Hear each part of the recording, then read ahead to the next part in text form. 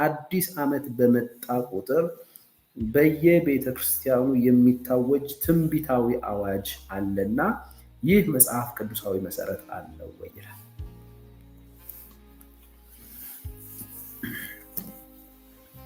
እንግዲህ መልሱን ከመጽሐፍ ቅዱስ ከሆነ እንፈልገው እንትን ብቻ እንዳይመስልብን እንድነው የሚባለው ጥያቄያችሁ ነው። ግን እንደዚህ እንድንመልስ ያደረገው ትችት ብቻ እንዳይመስል ብዬ ትችት እንዳይመስል ትችት አይደለም፣ እውነት ነው እያወራን ያለው መጽሐፉ ሚለውን ለማውራት ነው እየሞከርን ያለነው እና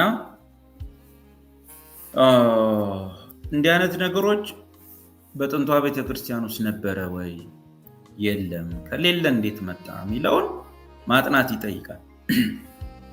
በአዲስ ዓመት መግቢያ ላይ የምንትስ ዓመት የሚለው ልማድ እንዴት መጣ ብሎ መጠየቅ። እነ ጳውሎስ ጊዜ ከሌለ እነ ጴጥሮስ ይሄን ካላሉ ጳውሎስ በየዓመቱ ይሄ ዓመት የነፃ መውጣት ዓመት ነው የመገስገስ ዓመት ነው ምናምን ካላለ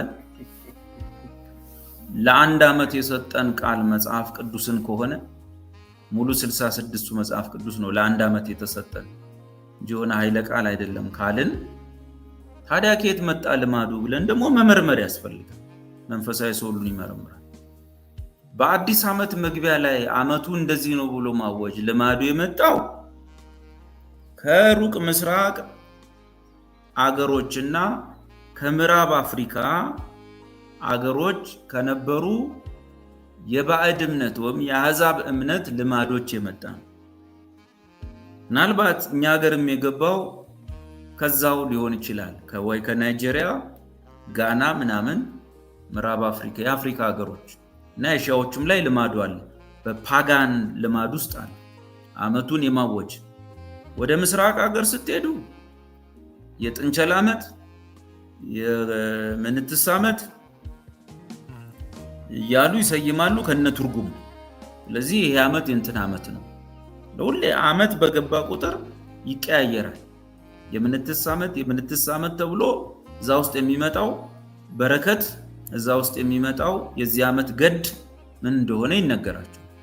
ስለዚህ አሁንም ድረስ አለ። ኮሚኒስት ሆኖ እንኳን አሁንም ድረስ አለ። ቻይናም ወደ ሌሎችም ስትሄዱ የምስራቅ አፍሪካ ሀገር ላይም እንደዚሁ በባዕድ እምነት ልማድ ውስጥ በጫካ ሃይማኖት ውስጥ የቆዩ ሰዎች ዓመቱ በመጣ ቁጥር ወይም አዲስ ዓመት ባሉት ቁጥር አንዱ እየተተፋፉ በባህር ዳርቻ አካባቢም ሆኖ ትፍ እየተባባለ እኛም ሀገር ላይ ያለ ይመስለኛል እና የዛ ያለው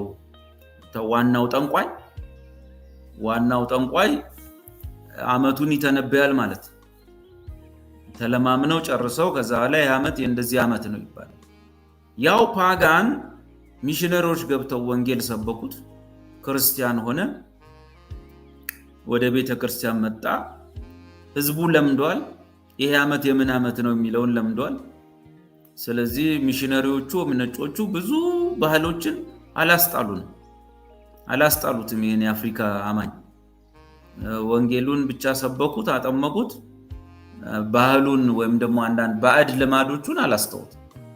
ስለዚህ ነጮቹ ሚሽነሪዎች ወጣ ሲሉ ብዙ ነገር ቀጥሏል። ለምሳሌ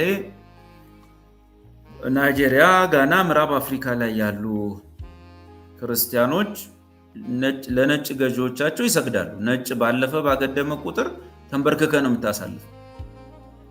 ነጩ ሚሽነሪ ሄደ እግሩ ስር ተንበርክከ ጉልበቱን ስመ እንብለን ወንጌል የምትማረው። ነጩ ሲወጣ ጥቁሩ ፓስተር ቦታውን ያዘው ማለት ነው። ስለዚህ ዛሬ ፓስተሩን ሄደ ጫማውን ስመ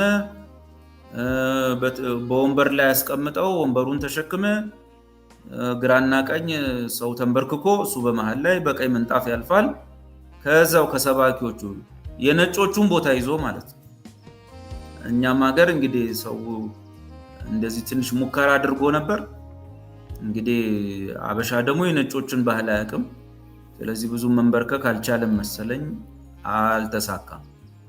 ከዛ ውስጥ ደግሞ የቀጠለውና የተሳካው በምዕራብ አፍሪካ አሕዛቦች በጫካ ሃይማኖት ውስጥ በዓመቱ መጀመሪያ ላይ ዋናው ጠንቋይ ተነስቶ የመቅሰፍትም ዓመት ከሆነ የሚናገረው ነገር አለ፣ የበረከትም ዓመት ከሆነ ወይም ማሳ የሚገባበት ዓመትም ከሆነ ዘንድሮ የልማት ዓመት ነው ይላል፣ የምርት ዓመት ነው ይላል። ያስቀየሙትም ነገር ካለ ጠንቋው ዘንድሮ የጥፋት ዓመት ነው ይላል ይናገራል። ያችኑ ቸርች ይዘው መጡ። ሰውም ኤክስፔክት ያደርጋል። ስለዚህ ፓስተሩ በጌታ ስም ይቀይረውና ይናገረዋል። በተረፈ እግዚአብሔር ለዚህ ዓመት ለኛ ቤተክርስቲያን ለዚህ ዓመት የሰጠን ነጠላ ጥቅስ የለም። 66ቱን መጽሐፍ ሙሉ ነው የሰጠን። ኔክስትም እንደዛው እንጂ የመለምለም ዓመት ብለን ዓመት ሙሉ ከመስከረም እስከ ጳጉሜ መለምለም እያልን አንቆይ። ብዙ ነገሮች ስላሉ ከመለምለም ውጭ ምንድነው የመውጣት ዓመት የመግነን 365 ቀን ሙሉ የመግነን ዓመት ብሎ እድሜንም ቀንንም ማቃጠል አግባብ አይደለም።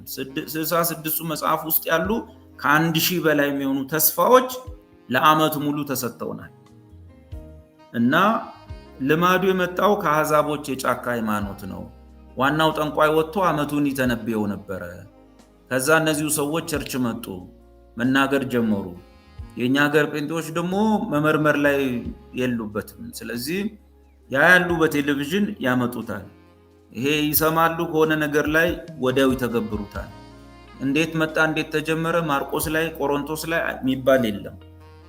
የእግዚአብሔር ዓለመሆኑን የምታውቀው በአንድ ሰፈር ውስጥ ብቻ ያሉ 4 ቸርቾች ዘንድሮ እግዚአብሔር የዚህ ዓመት ነው ብሏል። እግዚአብሔር ነው ያለው ነው የሚለው። የመገስገስ ዓመት ነው ብሏል፣ ወር የመውረስ ዓመት ነው ብሎኛል ይላል ሰው።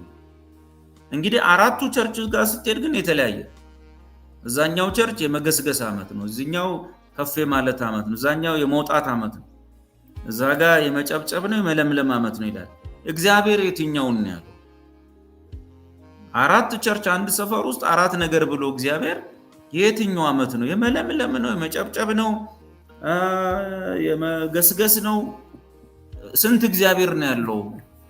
ይሄ የሚያሳይ የፓስተሮቹ ቲያትር መሆኑን እግዚአብሔር እንደሌለበት እንዳላለ ያሳያል። 4ቱ ፓስተር 4ቱም እንደየጉባኤው ባህሪ እንደየሁኔታው እያዩ የተናገሩት ነው እና የለም እንደዚህ ነገር